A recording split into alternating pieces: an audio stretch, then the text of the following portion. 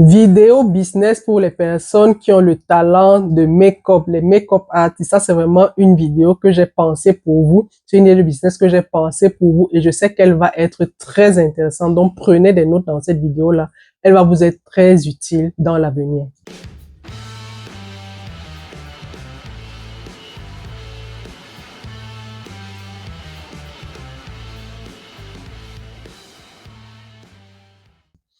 Salut à tous, bienvenue sur la chaîne Potential and Mindset. Je suis Priscille Atanganambida et sur mes réseaux sociaux, j'ai pour mission d'amener les femmes à croire en leur talent. J'ai pour mission d'amener les femmes à croire en leur potentiel.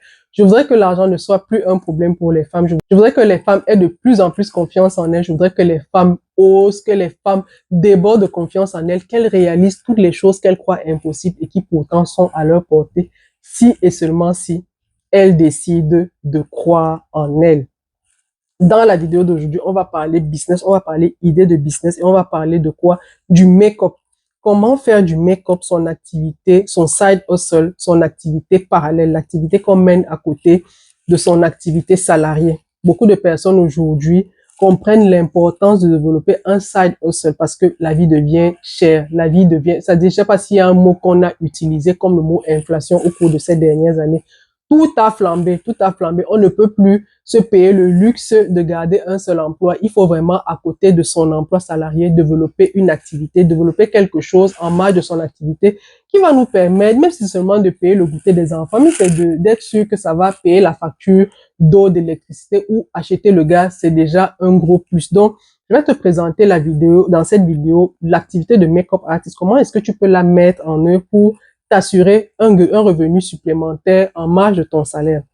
Les make-up artistes, pourquoi j'y ai pensé? Déjà parce que nous, les femmes, on aime se faire belle. Les femmes vraiment aiment, quand vous allez à une cérémonie, quand vous allez à un événement, quand vous regardez le temps que la femme a mis pour se faire belle et vous regardez le temps que l'homme a mis pour se faire beau, vous comprenez que non, la femme, tout ce qu'elle a eu à faire là, ça dit pour sa mise en beauté, c'est déjà tout un investissement. Donc, la beauté pour la femme, c'est vraiment quelque chose de naturel. La femme aime se faire belle.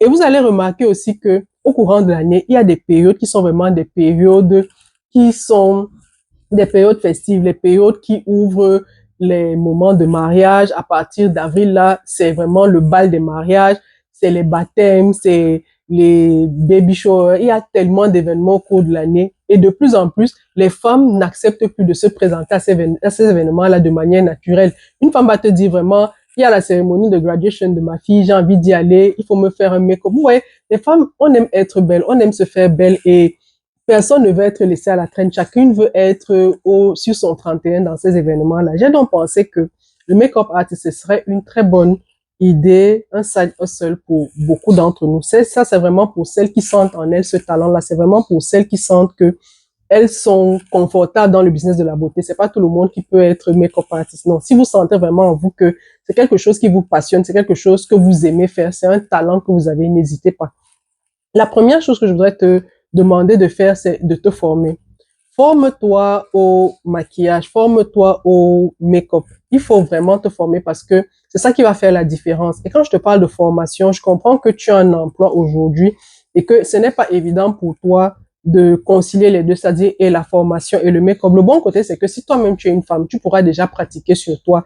Et il y a beaucoup de ressources en ligne qui vont te permettre de te perfectionner. Il y a beaucoup de make-up artistes de renom ici qui donnent sur leur chaîne YouTube ou sur leurs différents réseaux sociaux des astuces pour faire tel exercice, pour faire tel maquillage, pour faire les contouring. Je suis pas professionnelle du make-up, mais de temps en temps sur mes réseaux sociaux, il m'arrive de tomber sur ces personnes-là qui donnent de très belles astuces. Donc, tu peux te former, tu peux aller auprès d'un expert, dans ta ville, des personnes qui sont experts dans le make-up dans ta ville et qui offrent des cours. Le bon côté avec ça, c'est que comme je t'ai dit, tu es une femme. Ça veut dire que sur toi-même, tu pourras déjà pratiquer et tu pourras t'accorder avec la personne qui va te former et lui dire, voilà, moi, je travaille en semaine, je ne suis pas forcément disponible du lundi au vendredi. Mais ce qu'on peut se dire, c'est que je vais venir peut-être les week-ends, les samedis ou les jours fériés, je vais venir pour 2 heures ou 3. Mais le reste du temps, tu vas me donner des exercices que je pourrais mener et de temps en temps, je viendrai peut-être pratiquer, te montrer ce que j'ai réalisé. Tu vois un peu. Donc, si tu sais déjà le faire, c'est différent. C'est-à-dire, tu auras juste besoin d'aller vers ces personnes-là pour te perfectionner dans un un point précis. Ça peut être le contouring, ton contouring que tu veux améliorer. Ça peut être le traçage des sourcils que tu veux améliorer, je ne sais pas. Mais si tu ne t'y connais pas encore, je te recommande de te former. Forme-toi, identifie dans ta ville, auprès de toi, quelqu'un qui sait le faire et accorde-toi selon tes disponibilités. Si c'est le week-end ou bien les jours fériés, tu peux décider de te former sur un point particulier. Ça peut être le maquillage de jour, le maquillage pour des cérémonies, le maquillage pour des événements particuliers. C'est vraiment à toi de voir. Une fois que tu es formé, ce que je t'invite maintenant à faire, et c'est vraiment là le but de la vidéo, c'est d'identifier comment est-ce que tu vas mettre en œuvre ton activité, comment est-ce que tu vas réaliser cette activité. Donc, à présent, on va aborder le point crucial de cette activité, ce sera la mise en œuvre. Et je voudrais te dire ici que c'est une idée que je te donne. Et comme idée, tu peux la remixer à ta manière. C'est vraiment le but ici, c'est que tu trouves mentalement, que tu puisses voir comment est-ce que ça peut s'adapter à ta réalité. Je connais pas ta réalité, je sais pas les jours où tu travailles, je sais pas à quelle fréquence tu vas au bureau, mais vraiment adapte l'affaire, adapte l'idée à ta réalité. Moi personnellement, comment est-ce que j'ai vu la mise en œuvre de l'idée de make-up artist, c'est que si tu travailles tous les jours du lundi au vendredi, pour moi, c'est vraiment les week-ends que tu vas te dédier à ton activité. Et quand je dis c'est les week-ends que tu vas te dédier à ton activité, ça veut dire que c'est vraiment les événements qui auront lieu pendant les week-ends qui seront tes événements majeurs, tes événements majeurs. Donc, les événements du week-end, c'est généralement quoi? C'est généralement des mariages, c'est généralement des baptêmes, des premières communions, des remises de diplômes, quelqu'un qui a décidé de fêter plutôt le week-end, ça sera des baby showers, des événements comme ça. Donc, c'est vraiment de t'asseoir, prends le temps de t'asseoir et de lister quels sont les événements que les personnes célèbrent très souvent les week-ends. Je l'ai dit, il y a des mariages, il y a les sacrements, il y a les baby showers. De plus en plus, des gens célèbrent les baby showers. Ça peut être une pendaison de crémaillère. C'est à toi de voir. Donc, fais le listing de toutes ces activités-là. Fais le listing de toutes ces cérémonies pendant lesquelles les personnes célèbrent et pendant lesquelles les personnes se mettent en beauté. Et une fois que tu as déterminé la liste, je t'invite maintenant à voir vers qui est-ce que tu peux te tourner pour toucher des personnes qui viendront te solliciter pour des prestations ou pour toucher des personnes qui vont être comme tes apporteurs d'affaires. Je vais me concentrer ici sur le mariage, le cas du mariage par exemple. Si tu décides d'être une maquilleuse pour les mariages, je te recommanderais comme apporteur d'affaires déjà les secrétaires, les personnes qui sont dans des centres d'état civil, les personnes qui travaillent dans les mairies, les secrétariats des mairies, les personnes qui louent leur salle aux mariés, les personnes qui sont des wedding planners. Voilà des personnes vers qui tu vas te rapprocher pour avoir des affaires.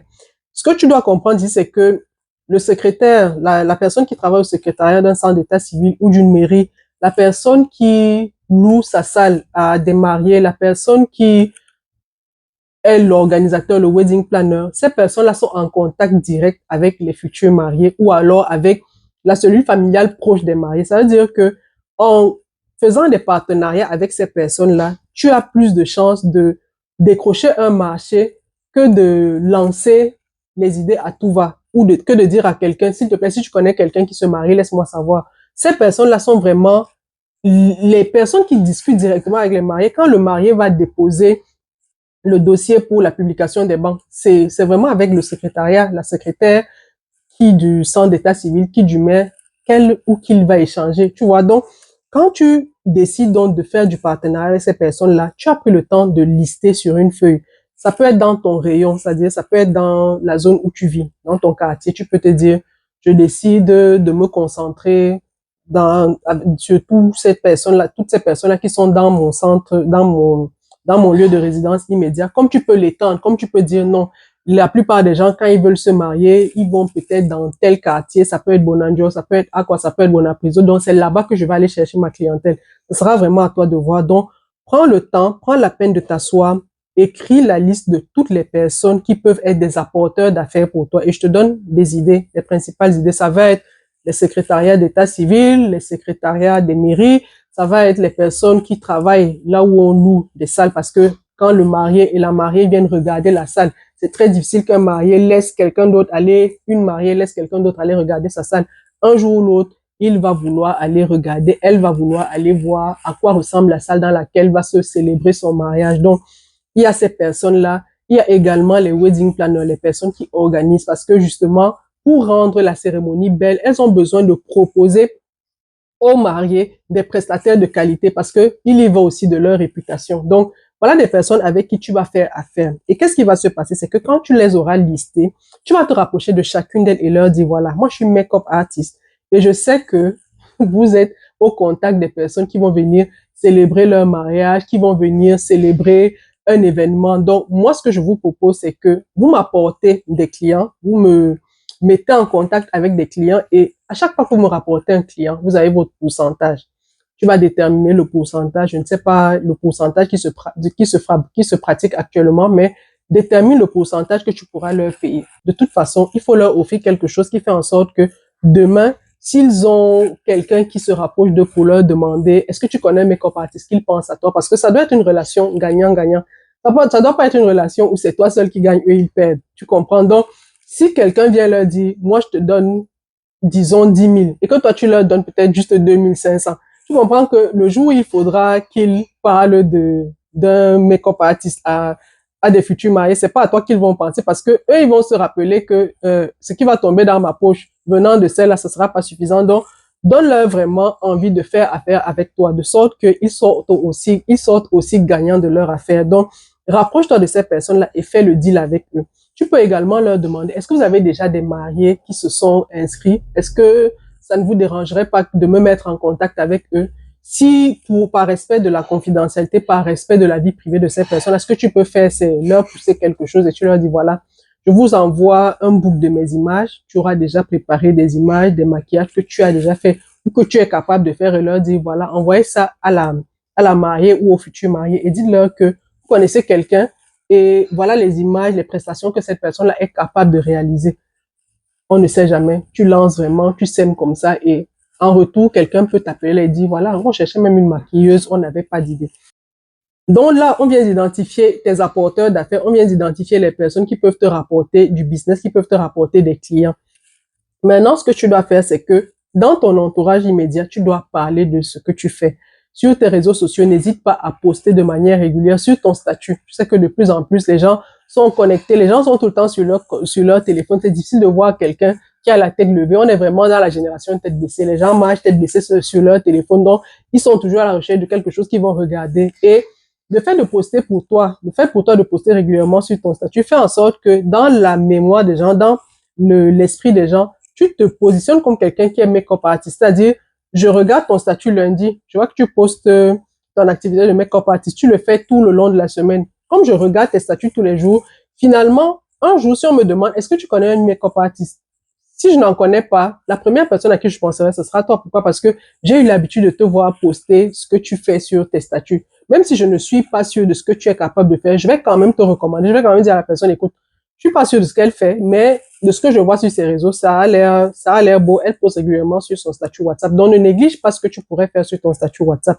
Poste régulièrement ce que tu fais sur ton statut WhatsApp. Donc, poste ce que tu fais sur ton statut WhatsApp. Poste régulièrement. Ne te fatigue pas de poster. Chaque personne, même si les gens ne réagissent pas, les gens regardent et ce qui se passe, c'est que c'est dans leur cerveau que tu es en train d'imprimer ta marque. Tu es en train de mettre l'information dans leur esprit. Et pour que cette information-là reste, il faut que tu le dises tous les jours, tous les jours. Donc, tous les jours, poste sur ton statut, poste sur tes réseaux, parle-en à tes amis, à tes collègues et tout. Donc, une fois que tu as fait ce travail-là, d'identifier tes apporteurs d'affaires, que sur tes réseaux, tu travailles régulièrement, il faut aussi te constituer ton book. Je ne sais pas si je pourrais te dire que ça viendrait avant la recherche des personnes d'affaires, des apporteurs d'affaires. Ça peut venir avant ou après, mais continue à enrichir ton catalogue, continue à enrichir ton catalogue. Et une fois que tu enrichis ton catalogue, n'hésite pas à le partager. Partage-le avec des amis. Il y a des amis qui seront favorables, qui vont te dire, ça ne me dérange pas de partager ton catalogue, ça ne me dérange pas de partager ton business, ça ne me dérange pas d'en parler autour de moi. Donc, capitalise sur ces personnes-là qui peuvent partager ton business. Maintenant, si tu décroches un contrat, parce que ce qui est sûr, c'est que quand tu sèmes autant, tu auras un contrat. Il faut donc déterminer les prix que tu vas pratiquer. Et les prix que tu vas pratiquer, tu ne vas pas les pratiquer à tout hasard. Il faut que tu te renseignes. Quel est le prix, quelle est la tarification que les make-up artistes font aujourd'hui?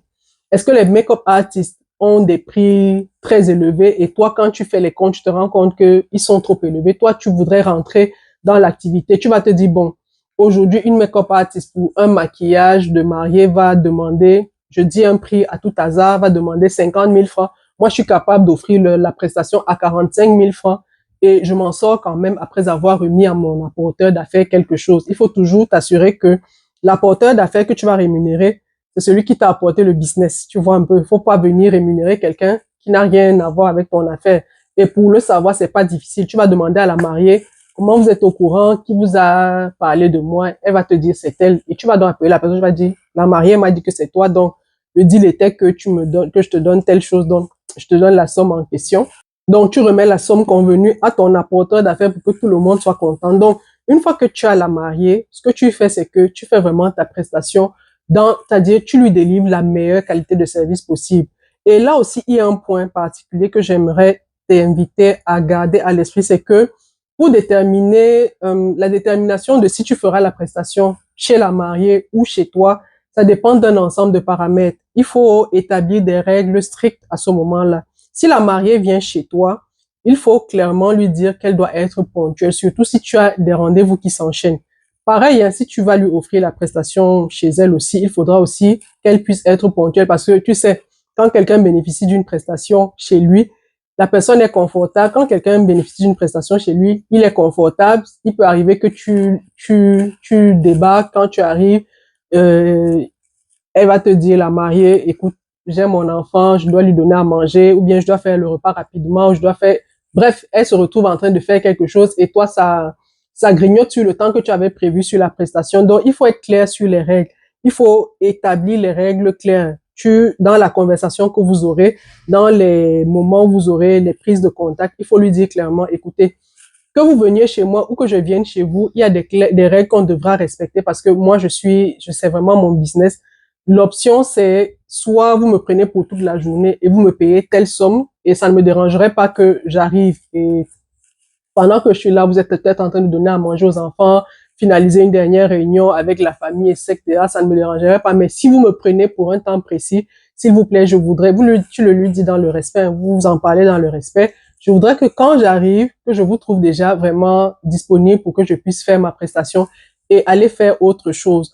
Aussi, il faut tenir compte des embouteillages. Si tu vas de très loin, si ta maison n'est pas proche du lieu où tu iras réaliser la prestation, il faut tenir compte du trafic parce que tu peux sous-estimer le temps de trajet et tu te retrouves là à faire 1 heure de temps et ça va déteindre sur ton image. La mariée elle va pas comprendre que tu ne connaissais pas. Non, il faut toujours te donner une bonne marge entre le temps où tu vas partir de chez toi et le temps où tu vas aller réaliser la prestation. Donc, établis les règles clairement. Dis à la mariée, écoute, quand je vais arriver, il faut que tu sois prête pour la prestation. Moi, ça me permet aussi d'aller rapidement chercher une autre cliente qui m'attend. Et aussi, il faut être ouverte. Il faut avoir le sens du business. Quand tu arrives, observe autour de toi. Il peut arriver que la maman même de la mariée n'est pas quelqu'un qui va s'occuper de son make-up. Donc, il faut savoir saisir les opportunités. Il faut savoir attraper les opportunités. Quand tu arrives, tu te rends compte que la maman de la mariée n'est pas maquillée,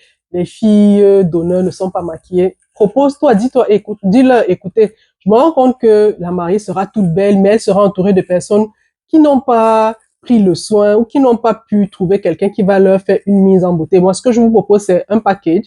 La mariée m'a déjà payé, mais à côté, je peux vous faire un prix, sachant que je vous prends tout et je réalise ma prestation. Le bon côté, c'est que si tu es dans le lancement de ton activité, tu pourras à côté de ça te faire des clients et également agrandir ton book. C'est-à-dire tu auras d'autres modèles que tu pourras rajouter à tes prestations, à tout ce que tu diffuses aux personnes pour savoir, pour les mettre au courant de ce que tu fais. Tu vois un peu, c'est des modèles que tu as à disposition et tu en profites, tu te fais de l'argent et tu agrandis ton catalogue. Donc, saisis ces opportunités-là vraiment pour délivrer la meilleure prestation. Autre chose aussi, c'est que garde le lien avec les mariés parce que les mariés aujourd'hui pourront connaître des personnes demain qui vont se marier. Garde le lien avec les mariés. Trouve le moyen de leur demander si elles sont d'accord pour que tu enregistres leur numéro, que tu gardes leur numéro pour qu'elles soient au courant de ce que tu fais. Et une mariée peut te solliciter aujourd'hui pour son mariage. Demain, elle va te solliciter pour une cérémonie de graduation. En fait, le premier client, c'est le plus dur. C'est vraiment la première prestation qui est la plus difficile. Mais une fois que tu lui as donné satisfaction, elle pourra également revenir et te ramener d'autres clients. Donc, trouve le moyen d'être en contact permanent, que ce soit sur tes statuts ou juste pour dire bonjour ou pour leur dire, écoutez, vous n'avez pas quelqu'un qui se marie, voilà le mois de mai qui arrive, c'est la saison des mariages, vous n'avez pas quelqu'un qui va bientôt se marier. Trouve le moyen d'être toujours en contact avec tes mariés, trouve le moyen d'être toujours en contact avec les personnes à qui tu as déjà rendu un service. trouve le moyen d'être toujours en contact avec tes apporteurs d'affaires et aussi fais une analyse de ton business. Qu'est-ce qui te rapporte le plus de clients? Parce que au bout d'un moment, tu vas te rendre compte que c'est peut-être le wedding planner qui te rapporte le plus d'affaires, c'est peut-être la personne qui loue sa salle qui te rapporte le plus d'affaires, ou ça peut être la secrétaire d'état civil qui te rapporte le plus d'affaires. Sois vraiment observatrice sur ces choses-là. Tiens un journal de bord, tiens un tableau de bord de ton activité. Ne mène pas ton activité comme ça en te disant tu retiens tout. Non. Aie un fichier Excel, idéalement, sur lequel tu notes tout. Tes dépenses, combien tu payes aux apporteurs d'affaires, comment est-ce que tu rentabilises certaines actions de publicité. Les actions de publicité, ça peut être quoi? Ça peut être quelqu'un qui te dit, écoute, je parle de ton business, je connais des futurs mariés, je suis dans un groupe de futurs mariés. Si tu me donnes quelque chose, je te ramènerai 3 ou 4 clients. Qui sait? Ça, c'est de la publicité. Donc, regarde un peu, suis ces éléments-là, ces investissements que tu vas faire dans ta publicité et vois à quel niveau est-ce que se situe la rentabilité. Est-ce que c'est pertinent pour toi de continuer à faire ça? Et comme je t'ai dit, c'est une activité que tu vas faire les week-ends. Maintenant, à ton niveau, au niveau de la maison, tu vas avoir une certaine organisation. Si tu as des enfants et que tu as une prestation à délivrer pendant le week-end, tu vas t'organiser. Peut-être que tu vas aller laisser tes enfants chez une amie. Peut-être que tu vas demander à un parent de venir garder les enfants. Peut-être que tu vas prendre une babysitter. Regarde toujours ces coûts-là. Je t'ai dit, initialement, tu pourras pratiquer des prix plus bas que ce que les autres pratiquent. L'idée ici, c'est vraiment de te faire connaître. Mais une fois que tu seras connu, une fois que tu auras fait ta place, et je te le souhaite vraiment, tu te seras fait ta place, tu pourras relever tes prix.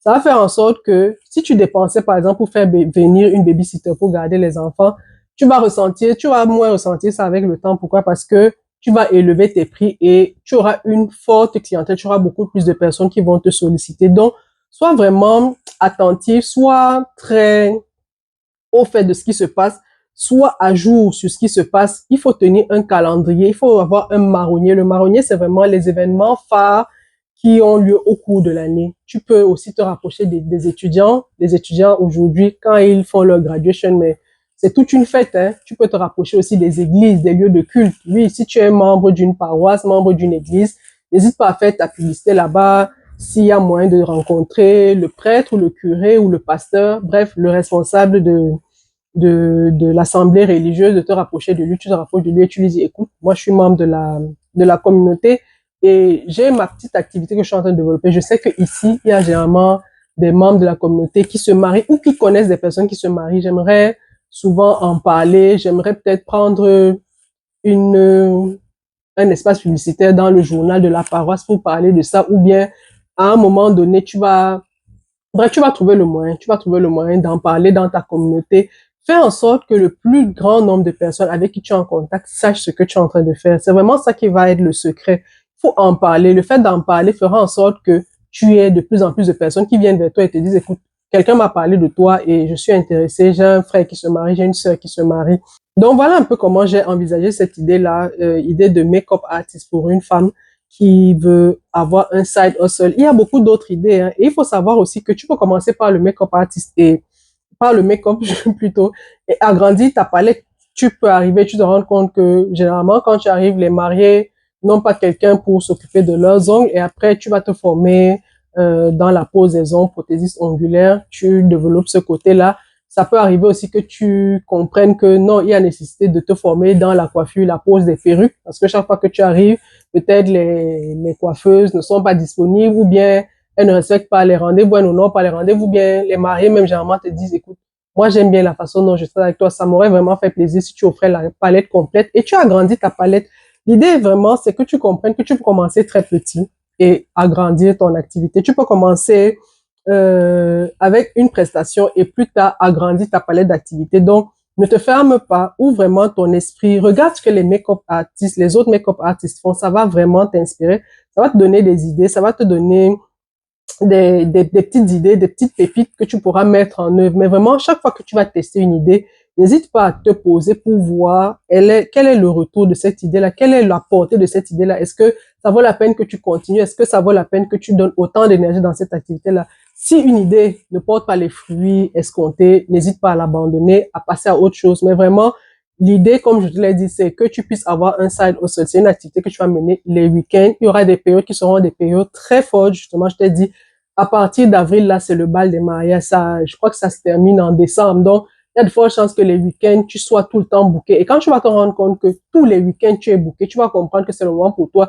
de passer à un autre niveau de prix. Tu vas devoir soit élever tes prix, soit trier les prestations, soit agrandir ton équipe. Qui sait, tu peux commencer étant seul et demain, tu agrandis ton équipe et demain, tu décides de recruter des personnes dans ton équipe, de recruter d'autres make-up artistes. Leur dire, écoute, moi, de plus en plus, mon agenda est plein, je n'arrive plus à jongler entre toutes ces prestations-là. Il serait peut-être bien que toi et moi, on fasse partenariat.